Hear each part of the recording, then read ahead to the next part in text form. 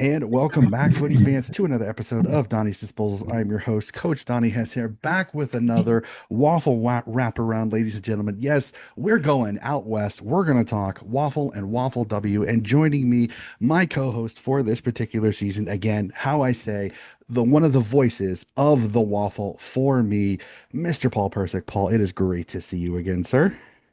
Great to see you, Donny, and all the folks over there in the US of A and around the world. And yeah, the Waffle has been going absolutely bonkers over the last month or so. A lot of great football in the Waffle and Waffle W competitions. Of course, a lot of the best talent got picked up in the mid-season draft, so a bit of a bummer that we won't be seeing them anymore. But they've got their opportunity at the next level. But in the land of the WAFL, there's been some very, very interesting results as the race for the finals starts to get into the second half of the year. So it's only going to get even madder as far as the second half of the year is concerned. Yep, we are getting closer and closer to that rough and tumble part of the middle part of the season, and I agree with you. It's one of those you're happy for these young individuals to get their opportunity for Waffle, and even some Waffle W players have been picked up as emergency signings in the AFLW as well. I know the sample has had that same particular problem too. You're happy for them, but you're a little sad because it does take the competition down a little bit because some of these players are some of the best superstars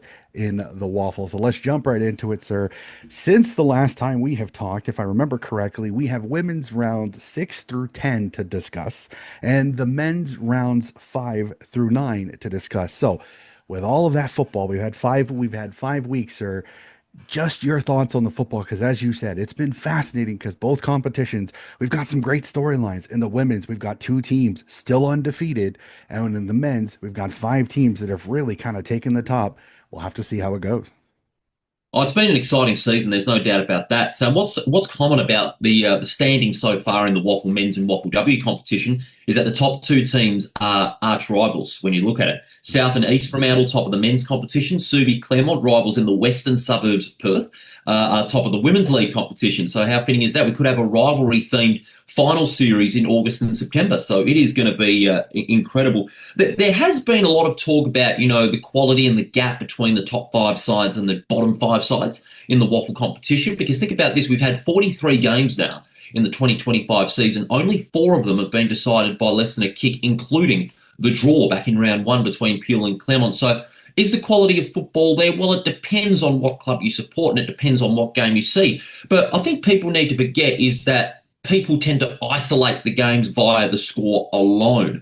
Mhm. And that's what people seem to forget. They isolate it by the score alone and not by how the game pans out on each quarter. The ebbs and flows in the game of football. I mean, case in point, look at the round 8 game between Perth and Claremont at Revo Fitness Stadium in the Waffle Men's Comp. First half of football was as good as any half of football one could see this year. Claremont and Perth very tight all throughout.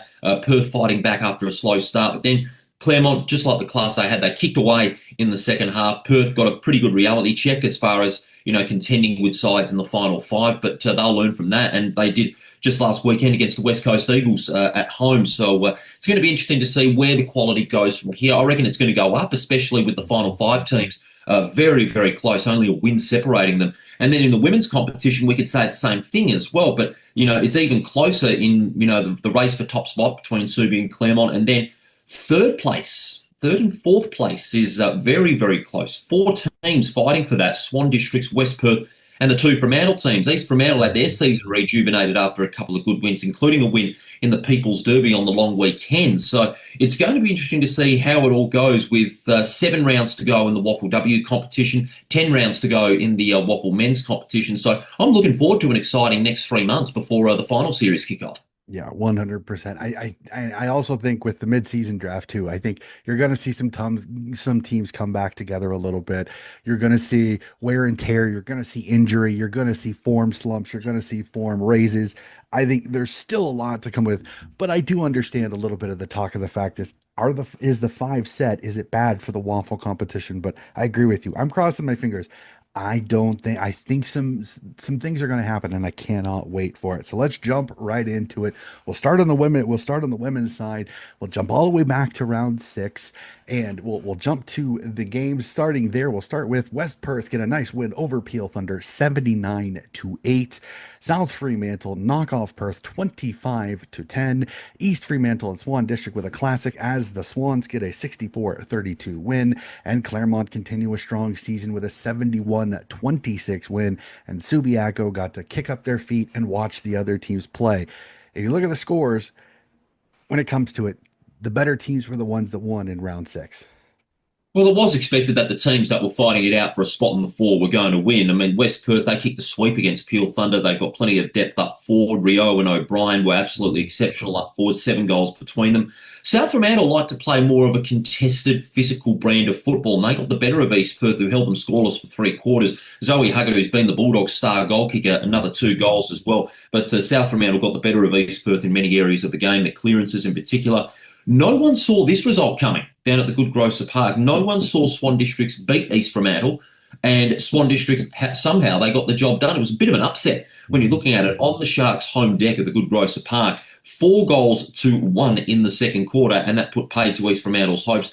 Taylor Edwards with 4 goals. She was outstanding, and the back line really held South Fremantle, East Fremantle's limited forward line really, really down quite well, and we're very impressed. It was one of Swan's finest wins of the season so far as they look to get into the four in 2025. And then Claremont, it wasn't totally unexpected that they got the job done against Perth, but Perth showed, again, improvements bit by bit. They're improving slowly. Seabourn and Goranova with a couple of goals between them as well, but dominating possession, Jamie Harkin, the reigning Dara Kerr medalist, with 29. So it was expected that those four teams, would get the win, and that's how it proved in round six. Definitely, for sure. Let's jump to round seven, and I'm going to save the first game to talk last because that is definitely the game that we need to discuss. We'll jump to it. The second game of the round sees Peel Thunder knock off East Perth 45-24. Swan Districts get another win over Perth again. Perth continuing to be pesky, fighting it with a 47-28 win. West Perth beats East Fremantle 28-13. But the game of the round, we have to talk about it. 1v2, undefeated versus undefeated, and we can't separate the two as they end in a 30-30 draw. A classic game of footy that Subiaco has to thank their lucky stars because they started off hot. Claremont battles back in the third quarter to take the lead, and Subi gets it just at the end to split the points 2-2, 30-30. How incredible. Two undefeated teams stay undefeated, but the points get shared. You don't see that in football very often as two undefeated teams split the points and remain undefeated. Olivia Warmoran's kicked the goal within the dying minutes to save the game. If she'd have missed, Claremont would have won by a point, but it was a very evenly matched contest over there at Leaderville. But Subiaco, I reckon they would have had plenty of chances because they out-tackled Claremont by 33. So very, very telling stat in that one. West Perth's win against East Fremantle, that was a major scalp for West Perth to beat the grand finalists from last year on their home deck as well is a major statement in trying conditions under lights at HIF Health Insurance Oval. So I reckon West Perth's win against East Fremantle was one of their finest, when you're looking at, how tough they've had to start the season and, how tight the finals race is. And especially with a lot of players missing from that side. Mia Russo was a AFLW signing as well. And you're also looking at the likes of Kat Bennett not playing again for the season. She was ruled out with injury. But West Perth, they were able to get it together at the right time and get that win over East Fremantle. Yeah, definitely, for sure. But the fact that the top two teams could not be split, I kind of chuckled a little bit going, okay, they don't see each other again to the end of the year. Can they go the entire season both undefeated? Will be a fascinating storyline to watch in the women's competition. Let's jump to round 8. And wow, does Claremont start to round off with a strong win over East Perth, 69-2. Yes, ladies and gentlemen, 2 points in an entire game of football.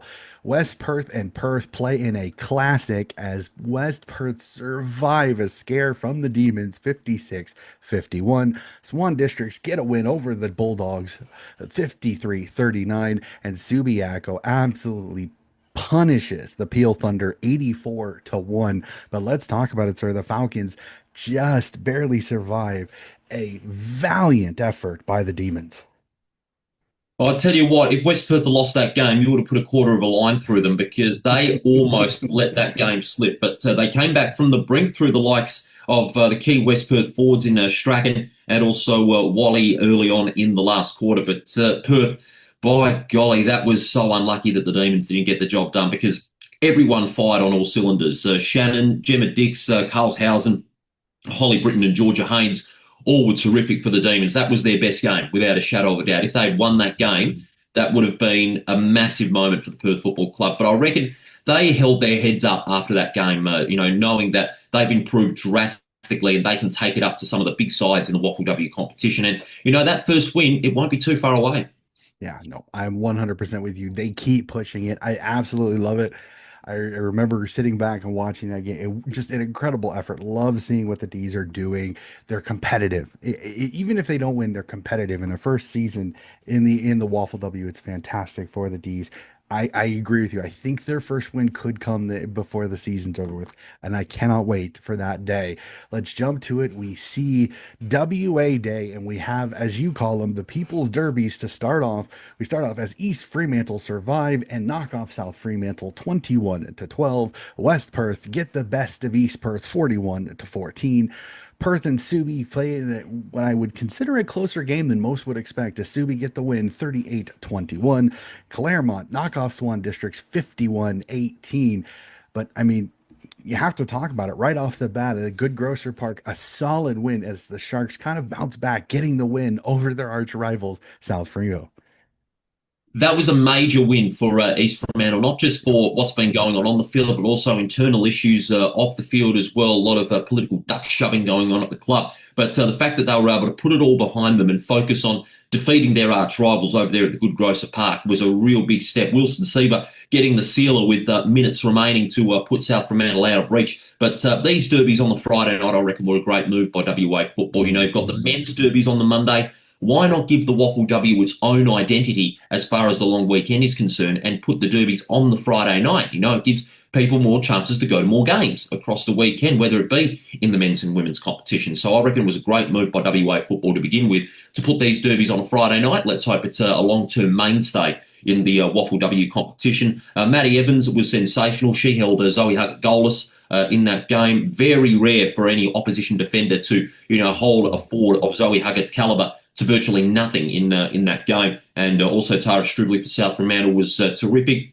Perth again showed improvement. Subiaco just a little bit more class in the last quarter. Crystal Petrevsky, I reckon, is the runaway leader of the Dara Kerr medal. She has been on fire. She's the runaway leader in around the Waffles Player of the Year as well at the moment. She's been dominating the vote tally this season. She's got great support up forward as well. Olivia Warmerans with a couple of goals. And a very interesting WA Day round as well. But as we expected, the top two teams still remain unbeaten.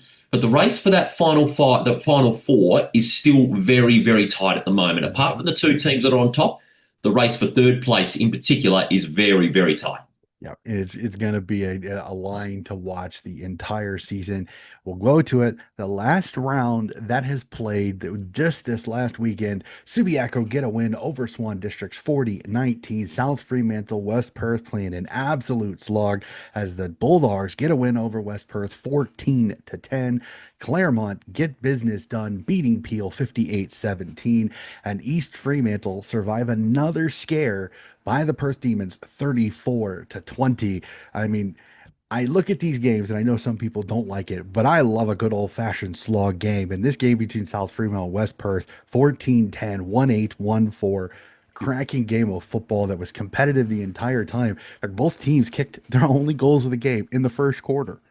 Yeah, unbelievable. It was a bit of a grind. I reckon both teams, were out to really be as defensive as possible. And that's not an entirely bad thing. Even though it was in ideal conditions, it was very physical. It was a good old-fashioned slog over there at Fremantle Oval. But in the end, South Fremantle just got the better of West Perth. They were able to get the ball a little bit more first to it. West Perth just got caught off their feet for most of that game. And, a loss for West Perth that, is certainly not going to help their cause. They're teetering in fourth place, and they've got a big game coming up against Swan Districts under lights at HIF Health Insurance Oval with third place up for grabs. So it is going to be telling. Claremont, again, considering they've been without Harkin and Goranova for some time, Jamie Harkin's going to get some minutes in Claremont's exhibition match against the State 18s this coming weekend, while Goranova is going to be a little bit longer until a return, a little bit more far away before a return with injury. So it's going to be interesting to see how Claremont can keep this winning track going without at least one of the two best players going around. And Subiaco, again, just tremendous. I had Crystal Petrevsky on around the WAFL last night, and she was saying, and she summed it up quite well. They've been getting wins, and just like the one against Swan Districts, they haven't been making it easy on themselves. They've missed several chances in front of goal, and they've kept letting their opposition in. So that's something they'll have to work on, despite their good win over Swan Districts. And the fact of the matter is, despite that, they remain unbeaten. Yeah. Now, and the thing though is that if I'm the coaching staff, you don't mind being tested. You hate it when your team is winning dominantly and they're not being pushed, because I think we've seen it before where a team goes through the entire season and then they get pushed later and then they drop one in the grand final. So if I'm the Subiaco coaching staff, I know it's probably giving them heart attacks and probably giving them gray hairs, but they probably don't mind the girls having a little bit of adversity despite still winning games. So at least that way you don't have to worry about papering over cracks in big wins. So that is it. That is all of the women's games that have went since the last time that we talked. Let's jump over to the men's. And again, you cannot get enough of this competition. As you kind of said, yes. Are there some wacky results that have really kind of showed it? So let's jump into it. Round five was the last round that we have not discussed since the last time we talked. We jumped to it as West Perth get knocked off by Claremont 69 to 60. The West Coast Eagles get a big win over South Fremantle 82-66. East Perth with a win over the defending premiers Peel Thunder 86-48. Perth with a win over Subiaco 70-54. And Swan Districts fall to the Sharks 102-57. So, I mean, I got to look at it and go like right off the bat, first game of the round, West Perth and Claremont with a nice classic one. But I mean, if you're West Perth, this got to stink, falling short to Claremont by 9. Yeah, it's a real stinger, but considering they came back from 3 goals down at three-quarter time, I thought West Perth were right in it with a chance, but they missed several opportunities going inside 50. Clermont's backline, again, proving very strong. Gowdy and Musica up forward, providing the scoreboard pressure, and West Perth, again, just relying on the likes of Knott and Keitel to kick their goals. If they're failing to fire, who's stepping up? No one at the moment. But also the other results, who would have thought the West Coast Eagles would get a win? I did that game on 7 plus and was absolutely shocked that the Eagles were able to get up. But then again, when you've got 16 to 17 listed AFL players, it makes such a big difference. But credit to the West Coast Eagles. They played some terrific football right throughout the day. South Fremantle were just caught off guard in the second quarter and never recovered. They just weren't able to be as physical as they were against an Eagles side that were very disciplined on the day. And Peel Thunder, they are making things very hard on themselves. They're not winning games against quality opposition like they were last year in the second half of the year when they were able to get up and win the premiership. And their loss to East Perth certainly did not help their cause. I mean, they just lack that class and desperation that we've seen from them in the last 2 years when they were contending regularly for a premiership. So it's not looking good for the Thunder at the moment. And that loss to East Perth certainly not helping their cause. Yeah, unfortunately. Let's jump to round 6 as East Perth start off the round with a smashing of West Coast 118-58. Peel Thunder bounce back after that loss and get a win over West Perth 109-63. East Fremantle beat Perth 98-48. South Fremantle playing a nice one against Claremont, get the win 68-51. And Swan Districts absolutely had a day against Subiaco 133-58. It's great to see Swans get some scores, but I mean, looking at the scores, I mean, 17 points under 3 goals is kind of a competitive game this particular year. South Fremantle edge out Claremont. Yeah, that was a big response by the Bulldogs. They needed to bounce back after that loss to the Eagles. They were humiliated the previous week, but they dished out some retribution the week later. Rusco, the former Eagle, who has been exceptional up forward, he kicked 3 goals. Donaldson starting to get back into good form up forward with 2. Claremont, they just were out on their feet in that second half. Although they kept themselves alive through some great pressure on the ball carrier, they just weren't able to get down to the real nitty-gritty of it against South Fremantle. And it was a very good win for South Fremantle. It was very important to see how they would shape up for the rest of the first half of the season, and they were able to get the job done on the road, on Claremont's home deck. It's very hard to beat Claremont over there at Revo Fitness Stadium. And, of course, Peel, they needed to respond. They did that against West Perth, although they did lose a couple of major players due to injury. Tregenza, one of their major goal kickers, he's out for a long time with injury. Narkle also out with injury. So they've lost, a good shelf of quality players in that game with injury, but they were terrific, especially in the second quarter where they pulled out of reach West Perth and Swan Districts, their first win of the season at last. And at home, they had 20 goals, 13. But they also had 15 different goal kickers. So they had plenty of avenues to goal. Seb Bright was one of them with 4. But it also proved costly for Swan Districts. Pina went out with injury. He won't play again this season. Piscini won't play again this season either. And there are a couple of others as well that won't play again this season. So Swan Districts have basically lost a third of their players from last year's preliminary final for the rest of the season. So, yeah, Swans got the win, but, it wasn't one that was 100% perfect with the injuries that they have had.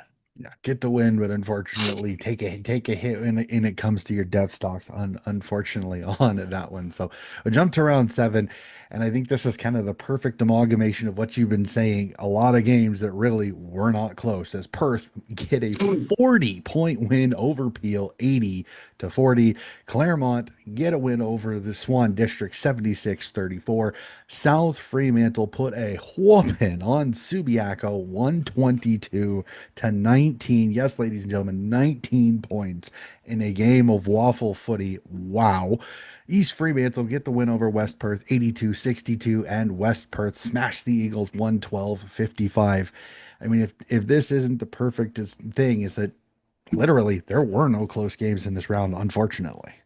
No, there were plenty of whoopings, and South Fremantle, heavens, they dished out a whooping and then some over there at Fremantle Oval. And again, that man, Trey Rusco, with 5 goals. Subiaco, their lowest position in WAFL history and their worst defeat in more than a decade in WAFL football. 2 goals, 7, and you couldn't get lower than that as far as Subiaco is concerned. That's put a lot of pressure on their young players and their coach, Bo Wardman, who I can imagine is facing the heat after that loss, and also is at this time for the Subiaco Football Club. It was a good game over at Leadville, I must admit. It was very close in the first half, but East Fremantle just kicked away. Griffin Vladic on debut with 3 goals. Leggett, Rankin and Spatanuda also amongst the goals. They're blooding in some good young talent over there at Shark Park, and they just got the better of East Perth in what was very trying conditions over there. And in the day-night game, I did this one, West Perth and West Coast, and it was a very free-flowing opening quarter over there at HIF Health Insurance Oval. Goal for goal, back and forth physical football, and West Perth just had a little bit more pace through midfield through the likes of Bevan and also Dixon and the returning Connell Lynch.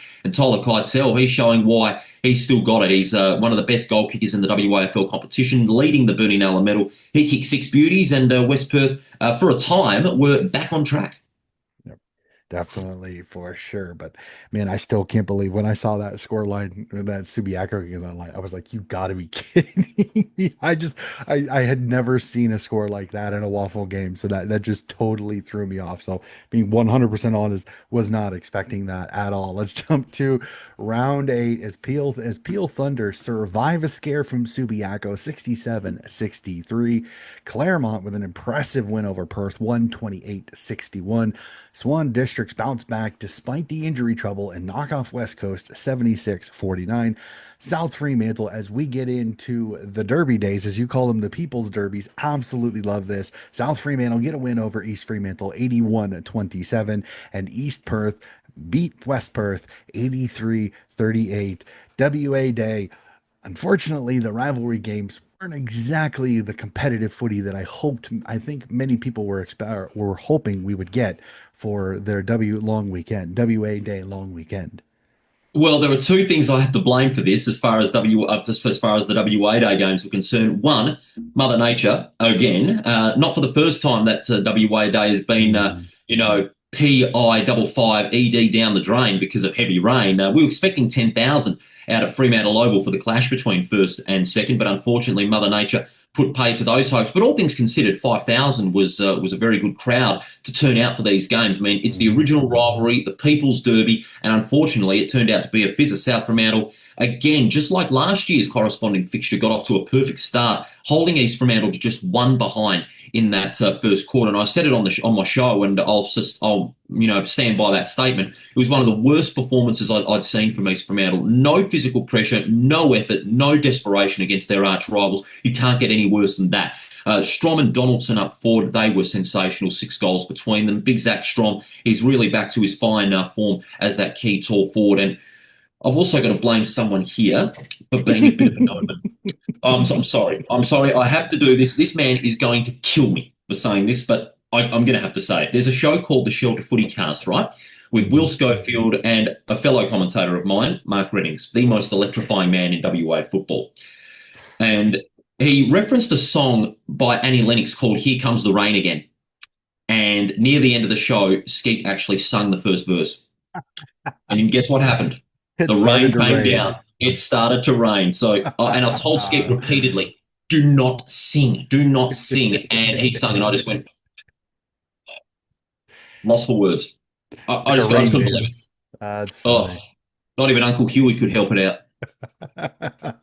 That is Sorry, funny. Scott. I had to say it. I had to. I'm sorry. Well, at least we know the next time your crops need rain, we'll just bring him around and have him sing because it'll start Oh, raining. I'm sorry, oh I no. couldn't resist that. Couldn't resist that. So, all right, yeah. So it's I love the WA Day holiday. I 100% agree with you that I think having giving the women Friday night, considering the men have the Monday. I think that's fantastic. It's just a long weekend of footy to celebrate WA. So I thought that was fantastic. When I know you talked a lot about it on around the waffle, and I absolutely 100% agree with you on that. So let's jump to it, round nine, and we've hit the bye weeks. So unfortunately, not as much footy to discuss when it comes to the recently just gone through round nine, as South Fremantle, East Perth, Swan Districts, and Peel had a kick up onto the couch this weekend. So we start off the three games this round as Perth get a nice win over West Coast, 98-60. East Fremantle get a win over West Perth, 94-55, and Claremont beat Subiaco 76-64. A 12-point game. Compared to some of the results, it's a close game with 12 points.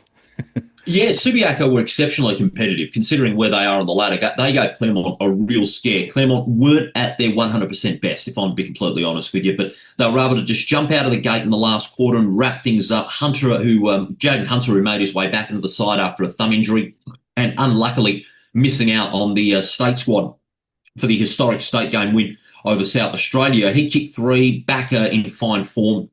Zach Mainwaring, he hasn't been amongst the goals a lot this time around. He's played a little bit more up the ground, but when he's inside that forward 50 and he's got the ball in his hand, he can create some magic, just like the late great Chris Mainwaring. Talent runs in the family. He kicked three goals. Ryan Borchett and Jack Mayo all were sensational. They both kicked three. I gave Jack Mayo 5 votes in the Player of the Year this week. Yes, in a losing team, but just his presence up forward, his marking ability, and his conversion rate in front of goal was absolutely tremendous. The way he got involved in the contest really sparked Subiaco's forward line, and he was one of the reasons why they kept themselves in that contest. Last couple of weeks, in fact, Subiaco have been very competitive. They almost clinched the win against the reigning premiers, but they just fell away in the last minutes. And just on that game, going back to last week, if Peel Thunder lost that game against Subiaco, I would have put a line through them, and they should not be too happy with that win, Peel Thunder. They have a lot of work to do if they want to get their premiership defence back on track. But, Subiaco, very competitive. East Fremantle, again, showing their class. I expected them to respond against West Perth, and they did emphatically. John O'Marsh and Kyle Basketball each playing their 100th game. Zato back to his best with 3. Leggett also back to his best with 3 goals. And Shane Nelson, he was the big milestone man, 250 games, but he didn't get the result he wanted. But he's a bit major stalwart at the West Perth Football Club and in the WAFL. It was great scenes when he got chaired off by his teammates and the sides formed a guard of honour. And as far as Perth West Coast were concerned, this one was a very competitive game for the first half, but as is becoming a habit, West Coast tend to fall away in the third quarter. That was their 8th third quarter loss in a row this season, and they conceded 6 goals. They were only able to kick 1, and especially it's because of their young, inexperienced players. So a lot of inexperience and a touch of panic has crept into the Eagles game for a long, long time. And Kyle Horsley, the coach, still always got a big task on his hands with these Eagles sides because, not only not all of them are contracted AFL players. Some of them are top-ups in the Perth Football League, the tier below the WAFL. So it's interesting to see how the Eagles can get a 22 out on the field and still remain competitive. They haven't been beaten all that bad throughout the season. They haven't been receiving 100-point thrashings week in, week out. They've been competitive. It's just a matter of stringing 4 quarters of football together. Definitely, for sure. Well, that's it, Paul. That is all of the games that have gone since the last time we talked through. A lot of footy to talk about, a lot of storylines. Let's jump to it. We get to the burning questions, and we'll start on the women's side. And we've kind of, as we've kind of said, I mean, there's really two teams that have been the talk of the competition this year. Subiaco and Claremont, as most would say, are the cream of the competition this year. Is there anyone that you think can join them when it comes to flag contendership, or is this really these two teams to fight it out for the flag this year? If I'm to be completely honest, I can't answer that because we've still got a long way to go. We must keep that in mind. Don't expect a side to go through this competition undefeated every year. Okay, we've seen Claremont and East Fremantle do that in recent years, but never completely expect a team to go undefeated because that'll put extra pressure on the players and the coaches. Claremont and East Fremantle, to their credit, did that throughout the regular season. But look what happened in the final twos. Look at 2022 and 2023. The team that went undefeated lost the grand final. So Yep. I can't really say at this stage because the only thing sure in WAFL football, nothing's ever sure. Very true. Very true. I'm looking at it. It'll be fascinating if it does happen. Which one goes down first? Is it Subi or is it Claremont? Because Claremont's dealt with some adversity through these last couple of years and been in the Premiership sake. Subiaco is kind of the new kid on the block over the last 4 years. So it'll be fascinating to see because I think if it's Subi, it could really throw their season out of loop where Claremont, I think, could maybe survive a loss Yeah, because yeah. they're just so consistent. They're always there. I mean, they've had, like I said, the last 3 years they've had their fights with East Fremantle when it comes to it. One's undefeated, the other one finishes second, and they meet in the grand final. And whoever isn't undefeated wins the game. So I'm I'm almost kind of looking at go is that Claremont, I think, could survive the loss a little bit more than Subi because Claremont's so used to being there. How does Subi respond if it is the Lions that indeed lose first? If Well, they it's a lose. bit of an unknown. It's a bit of an unknown because Exactly. Subiaco, you look at the previous year, they were at the bottom half of the ladder. They didn't make Exactly. finals. Now, all of a sudden, they've catapulted to the top of the ladder. Their coach, Baker Denneman, has really got them gelled into a fantastic playing group. I mean, you look at their stars, Petrevsky, Layla Quinn Schofield, Olivia Warmorans. Unfortunately, they lost Maggie McLaughlin in the draft, obviously. She's gone over to the AFLW. But the one that goes down first, who loses their first game, honestly, I can't tell. I think realistically it would be Subiaco because they Mhm. haven't been there before. Claremont, they're pretty much used to, Yep. being in that situation. They've been key contenders in the WAFL W for the last few years. But Yep. honestly, to provide an answer, I can't really tell. They're so evenly matched on paper. No, I agree. 100%. And like I said, if they get to round 18 undefeated, man, is it going to be a titanic matchup. Oh, If they yeah. get to round 18 at Revel Fitness Stadium, that will be an absolute dandy one you In prime really time as want to well, fittingly. In prime time as exactly, well, under exactly. lights. So we'll go to the opposite side of the ladder, but I want to keep it positive because I've been as we've kind of discussed, we've been really excited because though they haven't won, they've been super competitive. They've always been in it. Perth continues to improve despite no wins. Do you think they tick off their first win this season, or is it just a little bit too much for this young D side?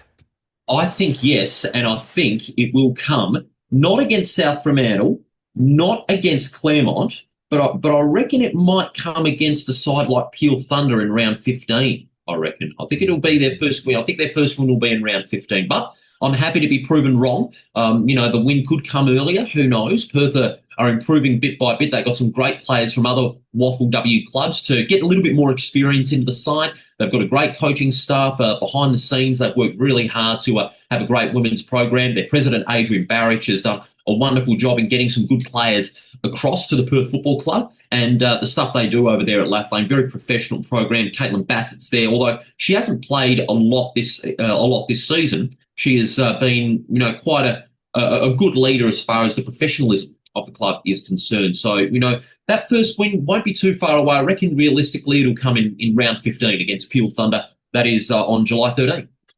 Well, we'll cross our fingers. Hopefully you are right, or it maybe comes a few rounds earlier. We'll have to see again.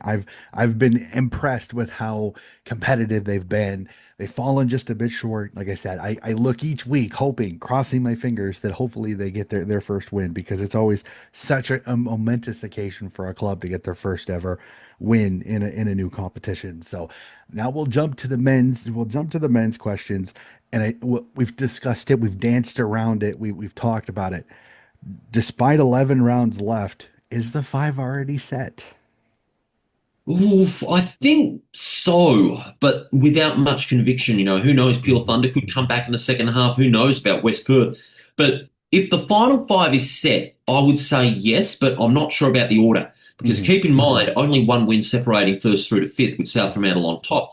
So it's going to be very, very tight in that final five bracket because Mhm. those top three positions are incredibly important. You get the double chance if you finish in the top three. If you finish on top, better bonus. You get a week off and automatic qualification of the second Yep. semi final, which could put you directly to the grand final. But as I said before, the only thing sure about WAFL footy, nothing's ever sure in this competition. But Definitely. that race inside the top five, I reckon, is going to be very close. The order, I don't think, will be decided until the last round. Yep. No, 100% with you. And I think it's also, I hate doing something that really isn't on the waffle field, but it's also going to depend on Fremantle and West Coast injury lists because how to Peel and West Coast, will they get AFL? Will they get more AFL siders?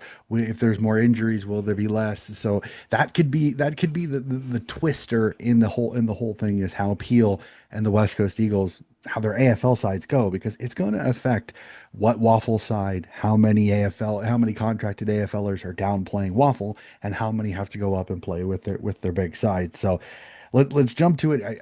I wanted to do this question last week, but a few scheduling issues ended up happening. But I want to ask this: we went through the midseason draft and several really solid, really good Waffle players got picked up, and we're happy for them. I don't think there's any person that supports Waffle footy that's not happy about these players going. But I have to ask, I mean, is it a little bit of a downer for the competition? I mean, are you happy or upset that a few of some of the Waffles' best players are being taken during the season and kind of changing the way this season could turn out with a few of these teams' best players being taken and going up and play and achieving their dream with the AFL?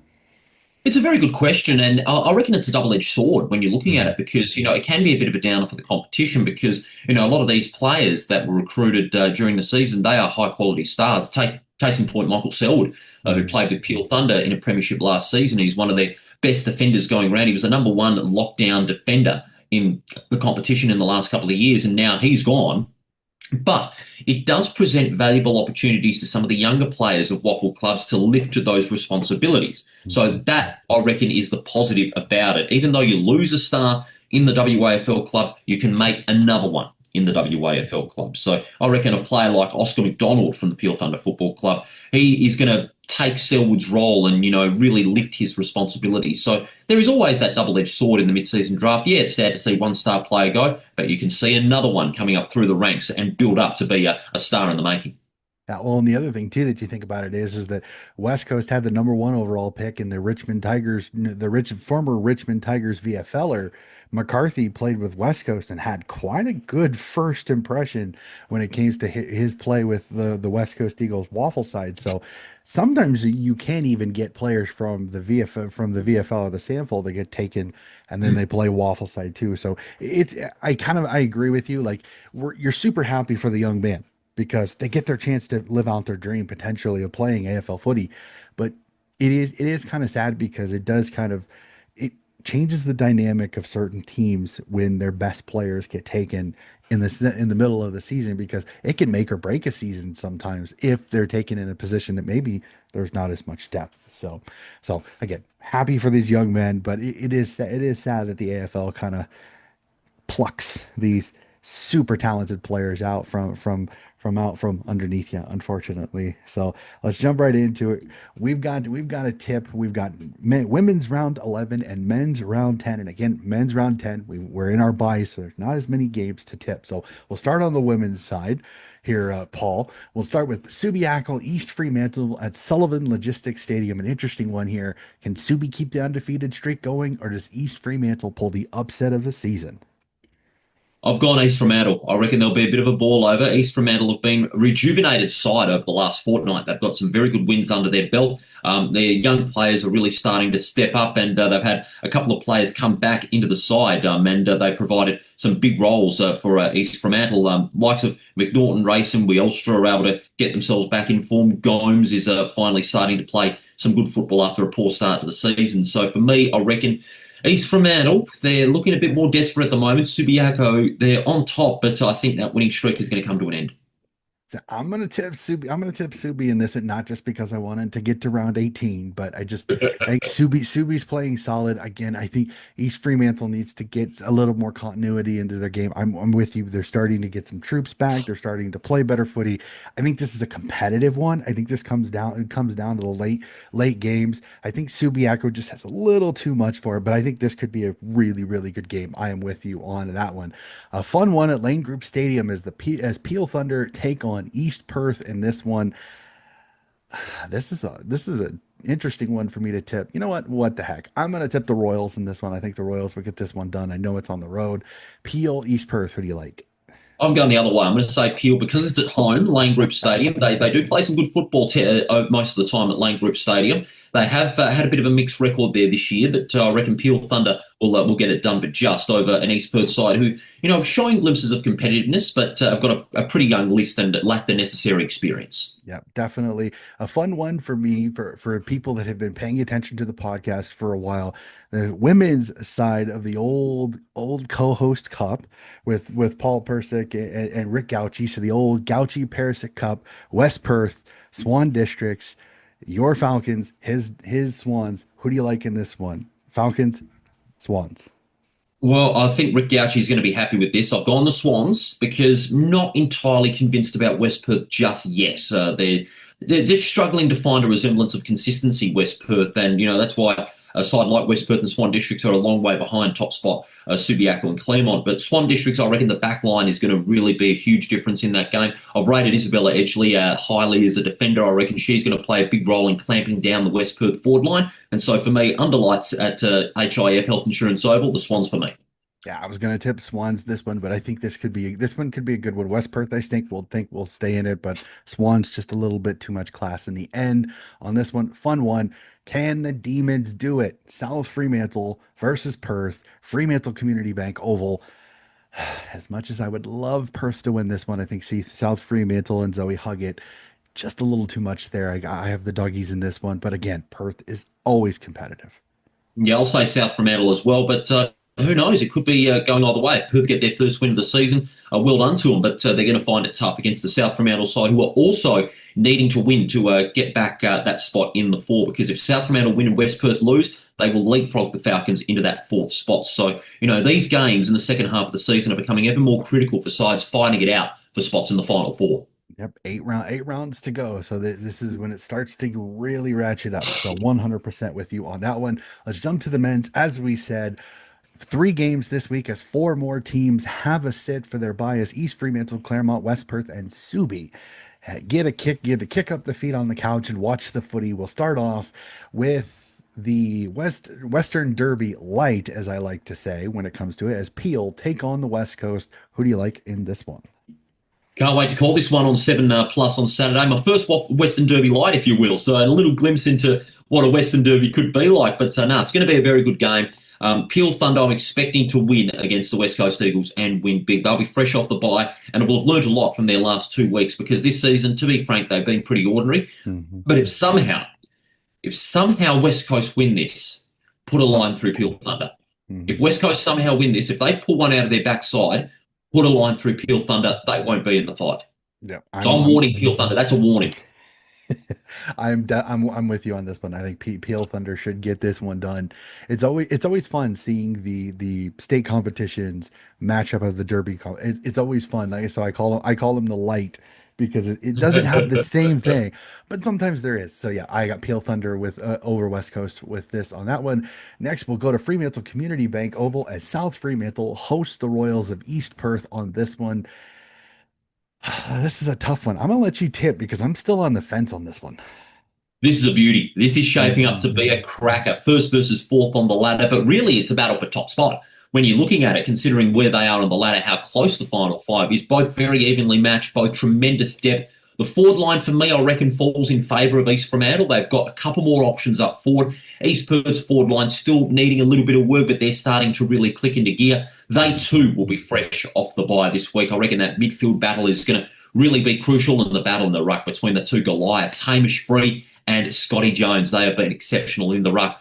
I'm going South Fremantle, but only just. I reckon it's going to be a cracker. And it's going to be a big day over at Fremantle Oval. Recently, I had the pleasure of chatting with the king of Bulldog Land, Hayden Schleuf, four-time best and fairest, premiership player, Sandover medalist. If you remember, some 6 months ago, he was diagnosed with testicular cancer. It was a major scare for Hayden Schleuf, but he's undergone chemotherapy and radiation. He's won the battle with the dreaded C word, and he'll be playing in the reserves on Saturday. He'll get his first minutes in since round 21 last year, and I'd love to see the Bulldog fans turn out in force to cheer on their king, Hayden Schleuf, who's back on his throne at his beloved Fremantle Oval. It's a wonderful story. It's the footy story of the year, if I'm to be completely honest. It beats every single story that's been published here in Western Australia. The king of Bulldog Land beating the dreaded C word, and he's going to be coming back. Okay, it won't be on 4 minutes, but it's just going to be all about getting that peak fitness back in before a league return. Reports have it that a league return could be coming for Schleuf on the 28th of June against Perth at Fremantle Oval. If it is the case,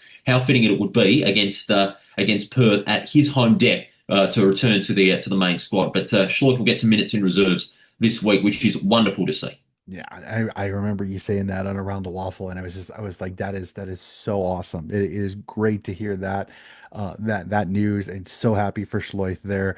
Like I said, hopefully everything goes well. He gets minutes into him, and he does get back to playing football because he's an incredible football player.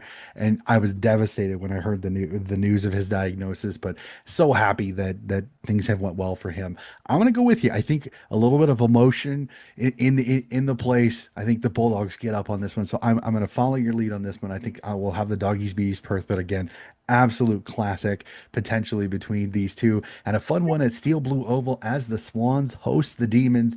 A fascinating one on this one. Who do you like in this one?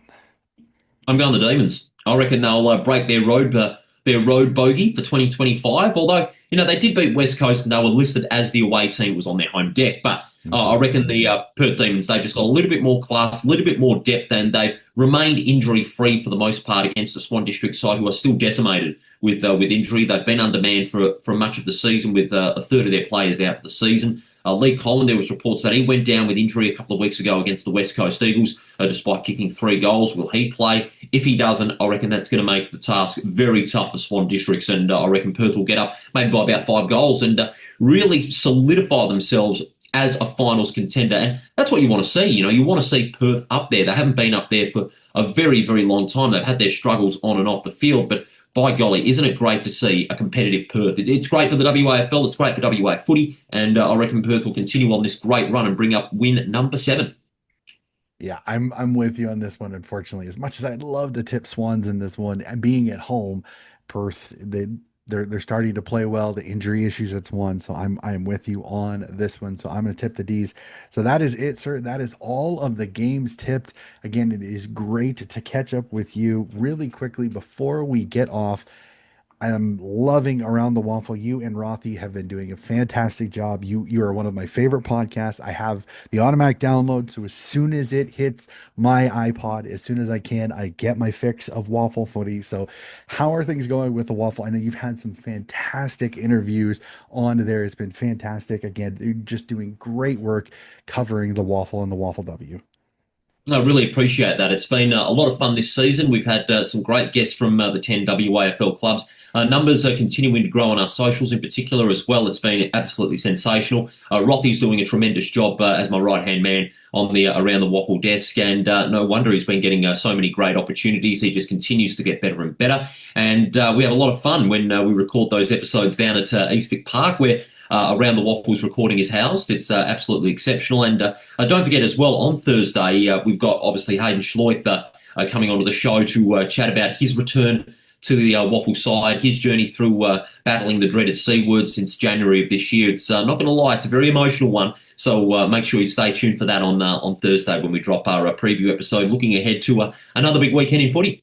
I will definitely for sure. Please relay my congratulations to him on fighting and beating the beast that is cancer. Unfortunately, it has ripped a few things away from me personally. So to always hear great stories like that is fantastic. Again, I would also say if you want to, please invite Rafi onto the show. Would love to have him on because I love having Yeah. him hop on. He is fantastic. I love what he does, and he kind of enlightens me a little bit on the Colts. As much as I would love to watch the Colts, I don't exactly have a ton of time covering everything that I do. So I do get my little fix of learning about some of the youngsters that are coming up in the Waffle programs with Rothy with his Colts report. So again, it is one of my favorite ones. Two podcasts a week. I listen to it while I'm working and I get my fix of waffle. It is always great. So again, keep up the great work, Paul. It is fantastic work that you guys do. One of these times I have to remember to put in a question for the ask us anything. I always forget the days and I lose track. One of these days I'm going to put a question in there for We've you had guys. some pearlers. We've had some pearlers, and one of Some of them them has have been been, will there be a Derby fantastic. Grand Final? Will there be a Derby Grand Final? I would love That to was a see good a one. Derby Grand Final. I Yes, that mean, was a good South one. Fremantle, East Fremantle, at Optus Stadium, you'd get a guaranteed 45,000 in there. The Yep. People's Grand Final on that Sunday in September, it is going to be off the charts. I'll say it right now. I reckon we will see a Derby Grand Final this year. I hope so. It would be fantastic both for the competition, but just how epic would it be to pack out Optus for a Derby Grand Final would be absolutely magnificent. So, ladies and gentlemen, as much as I would love to keep talking, I don't want to keep Paul from the rest of his day, and it is getting a little bit later in the evening for me here. So I am going to sign off again. If you like listening to the footy content that I'm putting out, please like and subscribe. And again, Paul, thank you so much again for hopping on. It is always fantastic talking waffle footy with you. Good on you, mate. Thanks, Donny. All the very best. Awesome, awesome. That is going to do it for another round of waffle wrap up. Again, keep track, more footy coverage coming. We have more AFL, we have coverage of VFL at Sample, and of course, waffle still to come. So that'll do it for another episode of Donnie's Disposals, and we'll be back with more footy coverage very, very soon.